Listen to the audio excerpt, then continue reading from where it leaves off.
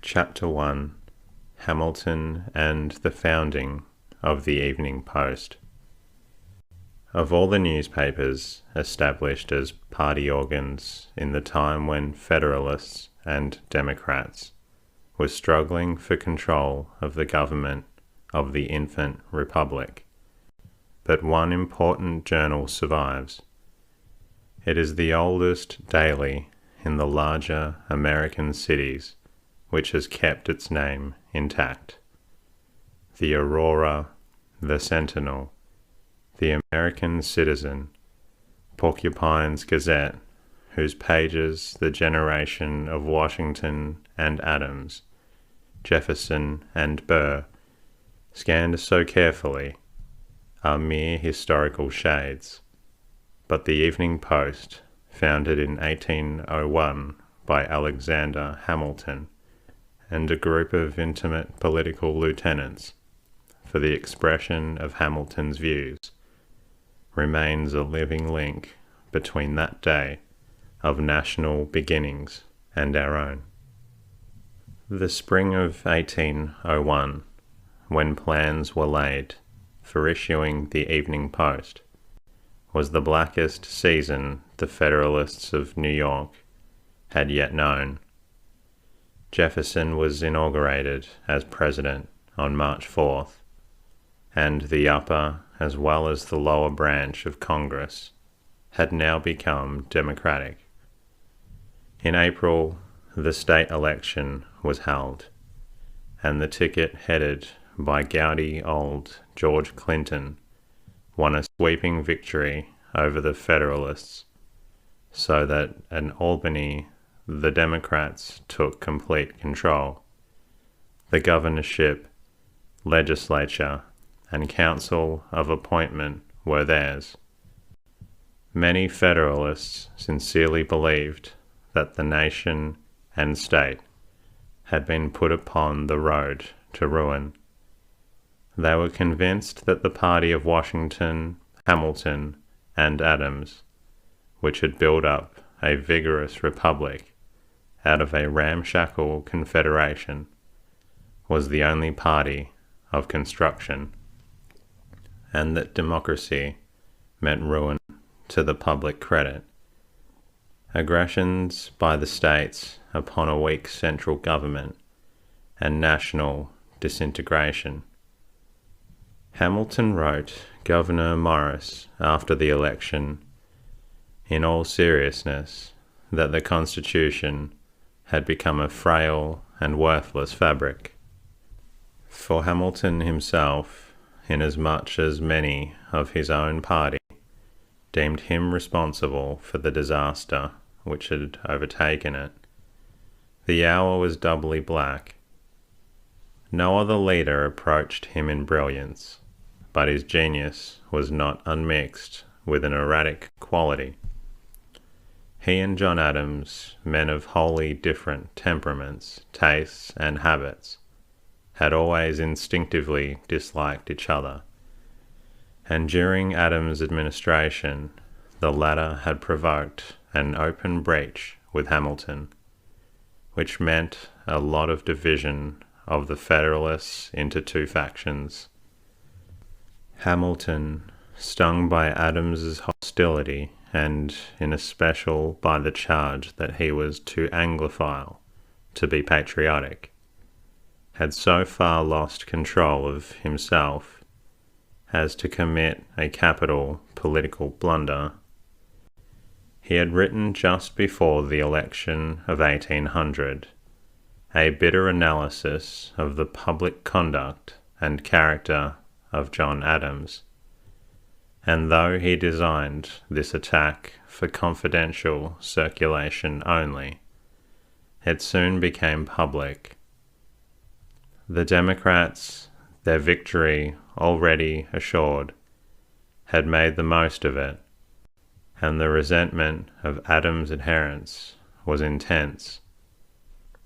The party divide was widened when it fell to the House of Representatives early in 1801 to decide the tie for the presidency between Jefferson and Burr, Of the two, Hamilton patriotically preferred Jefferson, and used his influence to persuade the Federalist representatives to vote for him.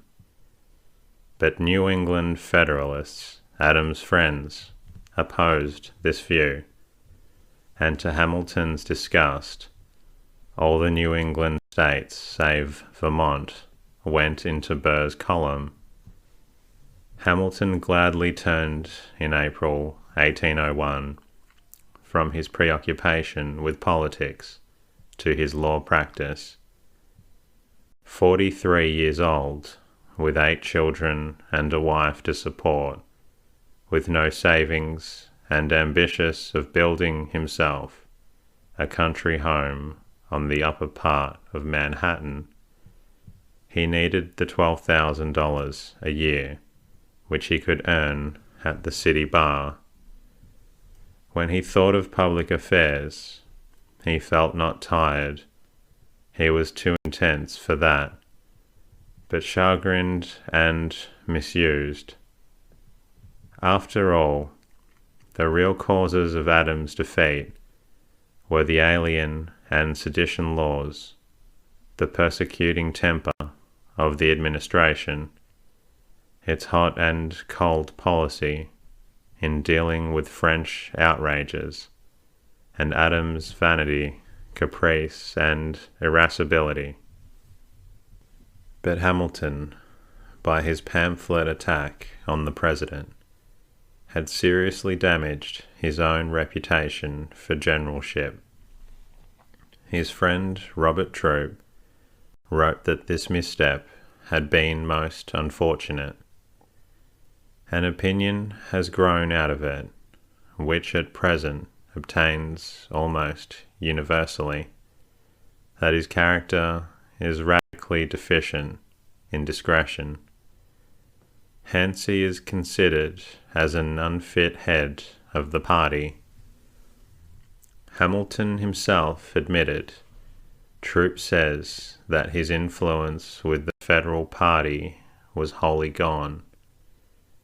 He might well think of the assistance a newspaper would lend in defending himself from the Adams faction, restoring Federalist prestige, and attacking the triumphant Democrats.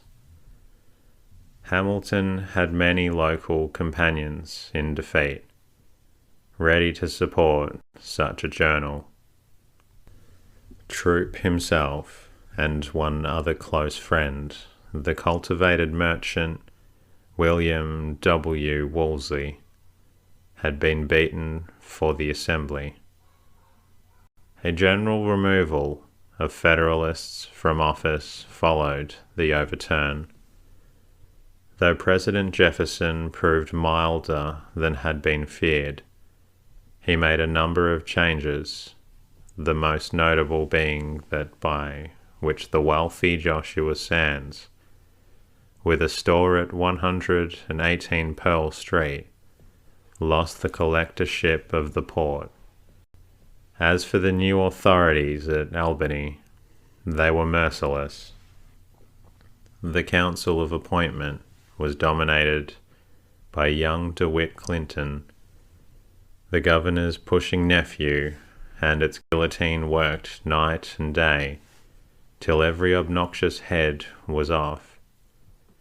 In place of the tall and dignified Richard Varick, who had been one of Washington's secretaries, and to whose public spirit the American Bible Society, which he founded, is still a monument, it appointed Edward Livingston to be mayor. In place of the scholarly Caldwaller Colden, it made Richard Riker the Attorney General. Sylvanus Miller was brought down from Ulster to be surrogate, and Ruggles Hubbard from Rensselaer to be sheriff. The very justiceships of the peace were transferred. The clerkship of the circuit court, whose jurisdiction covered the city, was taken from William Coleman, and given to John McKeeson. A majority of the people of the city were Federalists, and they watched all these transfers with pain. The local leaders, and especially Hamilton, had for some time been aware that they lacked an adequate newspaper organ. 3 city journals, the Daily Advertiser and the Daily Gazette, both morning publications, and the Commercial Advertiser, an evening paper, were Federalist in sympathy. But Snowden's Daily Advisor and Lang's Gazette were almost exclusively given up to commercial news, and while E. Belden's Commercial Advertiser, which still lives as the Globe, devoted some attention to politics, it lacked an able editor to write controversial articles. As the chief Democratic sheet remarked, it is too drowsy to be out of service in any cause. It is a powerful opiate. This Democratic sheet was the American Citizen, edited by the then noted English refugee and radical James Cheatham. He was a slashing and fearless advocate of Jeffersonian principles, who daily filled from 1 to 2 columns with matter that set all the grocery and hotel knots talking. Someone as vigorous, but of better education and taste, Cheatham had once been a hatter, was needed to expound Hamiltonian doctrines. It was hoped that this new editor and journal could give leadership and tone to the whole Federalist press, for a sad lack of vigour was evident from Maine to Charleston. The leading Federalist newspapers of the time, Benjamin Russell's Columbian Sentinel, the Courant in Hartford, the Gazette in the United States in Philadelphia, and the Baltimore Federal Gazette, did not fully meet the wishes of energetic Federalists. Their conductors did not compare with the chief Democratic editors, James T. Callender, whom Adams had thrown into jail, Thomas Paine, B.F. Bach, Franklin's grandson, Philip Freneau, and William Duane. Some agency was needed to rouse them. They should be helped with nurse and pen, wrote John Nicholas, a leading Virginia Federalist, to Hamilton. They seldom republish from each other, while on the other hand their antagonists never get hold of anything, however trivial in reality, but they make it ring through all their papers from one end of the continent to the other.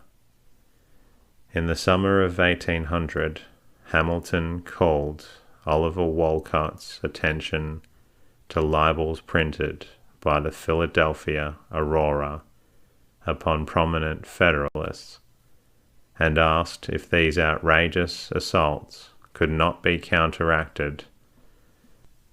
"We may regret, but we cannot now prevent the mischief which these falsehoods produce," replied Wolcott. The establishment of journals for party purposes had become, in the dozen years since the Constitution was ratified, a frequent occurrence, and no political leader knew more of the process than Hamilton.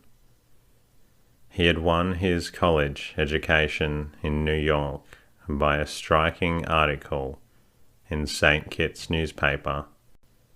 No one needs to be reminded how, in the Revolutionary crisis, when a stripling in King's College, he had attracted notice by anonymous contributions to Holt's Journal nor how in the equally important crisis of 1787 to 1788 he published his immortal Federalist essays in the Independent Journal. Samuel Loudon, head of the Independent Journal, used to wait in Hamilton's study for the sheets as they came from his pen. To support Washington's administration, Hamilton, in 1789, encouraged John Fenno, a Boston schoolmaster of literary inclinations, to establish the Gazette of the United States at the seat of the government. And in 1793, when Fenno appealed to Hamilton for $2,000 to save the journal from ruin, the latter took steps to raise the sum, making himself responsible for half of it. Hamilton also financially assisted William Cobbett, the best journalist of his time in England or America, to initiate his newspaper campaign against the democratic haters of England. He, Rufus King, and others in New York helped provide the capital with which Noah Webster founded the Minerva in that city in 1793, and he and King together wrote for it a series of papers signed Camillus upon Jay's Treaty. If Hamilton's unsigned contributions to the Federalist press from 1790 to 1800 could be identified, they would form an important addition to his works.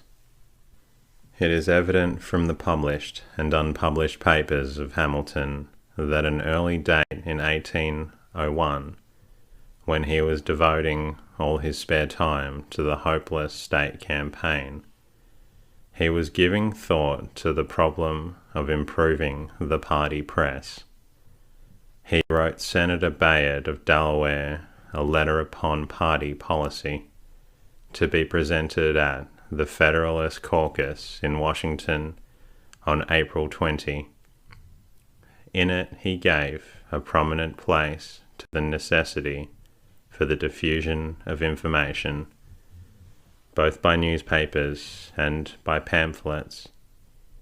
He added that to do this a fund must be raised, and proposed forming an extensive association, each member who could afford it pledging himself to contribute $5 annually for 8 years for publicity. Hamilton's fingers, whenever he was in a tight place, always itched for the pen. Noah Webster had withdrawn from the Minerva 3 years previous, while Fenno had died at about the same time, leaving the Gazette of the United States to a son, so that Hamilton could no longer feel at home in these journals. But if a Hamiltonian organ was started, who should be the editor? Fortunately, this question was easily answered. To the party motives which Hamilton, Troup, Walcott, and other leading Federalists had in setting up such a journal, at this juncture, there was added a motive of friendship toward an aspirant for an editorial position. In 1798, there had been admitted to the New York bar a penniless lawyer of 32 from Greenfield, Massachusetts, named William Coleman. He had come with a record of 2 years' service in the Massachusetts House, an honorary degree from Dartmouth College, and warm recommendations from Robert Treat Paine, a signer of the Declaration of Independence, who at this time was a judge of the Massachusetts Supreme Court. After a brief and unprofitable partnership with Aaron Burr, a misstep which he later declared he should regret to his dying day, Coleman formed a partnership with John Wells, a brilliant young Federalist attorney. Wells was just the man to draw Coleman into intimacy with the Federalist leaders. He was a graduate of Princeton, a profound student of the law, was rated by good judges one of the 3 or 4 best speakers in the city, and was a member of the Friendly Club, an important literary society. Governor John Jay offered him a justiceship of the peace, and Hamilton trusted him so much that, in 1802, he selected him to edit the first careful edition of the Federalist, for which Hamilton himself critically examined and revised the papers. Through Wells, in 1798 and 99, Coleman came to know the members of the Friendly Club, including W. Woolsey, the novelist Charles Brockden Brown, the dramatist William Dunlap, and Anthony Bleecker, and James Kent, later Chancellor. He had already met Hamilton on the latter's trip into New England in 1796, and now he fell completely under the great man's spell. In his later life he dated everything from the beginning of their friendship. The two had much in common besides their political views, for Coleman possessed a dashing temper, a quick mind, and a ready bonhomie. In the spring of 1800 there took place in New York the famous trial of Levi Weeks, charged with murdering Galima Sands, a young girl, and throwing her body into one of the Manhattan Company's wells, a trial in which Hamilton and Burr appeared together for the defense, and saved Weeks from conviction by a mass of circumstantial evidence. Coleman, a master of shorthand, immediately published a praiseworthy report of the trial. One of his political enemies admitted that it is everywhere admired for its arrangement, perspicuity, and the soundness of judgment it displayed. Coleman was encouraged to plan a volume of reports of decisions in the state Supreme Court. At the moment, the clerkship of the court fell vacant. Hamilton at once wrote Governor John Lay, and also Ebsner Foote, a member of the Council of Appointment, requesting that the place, which paid $3,000 a year, be given his friend Coleman. There was another candidate with a really superior claim, but he was passed by. Governor Jay announced the result in the following hitherto unpublished letter to Hamilton. Mr. Coleman, who was yesterday appointed clerk of the New York Circuit, will be the bearer of this. Mr. Skinner was first nominated for where character and qualifications for office are admitted. The candidate whose age, standing, and prior public service is highest should, I think, take the lead, unless perhaps in cases peculiarly circumstanced.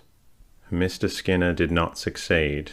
Mr. Coleman was then nominated, and the council, expecting much from his reports, and considering the office as necessary to enable him to accomplish that work, advised his appointment. Mr. Coleman's embarrassments, and whatever appeared to me necessary to observe respecting the candidates, were mentioned antecedent to the nomination. my feelings were in Coleman's favour, and my judgment been equally so, he would have suffered less anxiously than he has. I mentioned your opinion in his favour, and I wish the appointment may be generally approved. 10 or 11 of the members recommended Mr. Skinner. Some of them will not be pleased. I hope Mr. Coleman will be attentive to the reports. Much expectation has been excited, and disappointment would produce disgust. It is, I think, essential to him that the work be prosecuted with diligence, but not with haste, and that they may be such as they already hope. And that concludes tonight's readings. I hope it's helped you get to sleep, or a little drowsy. And if you're not yet asleep, please feel free to listen to another episode. Good night.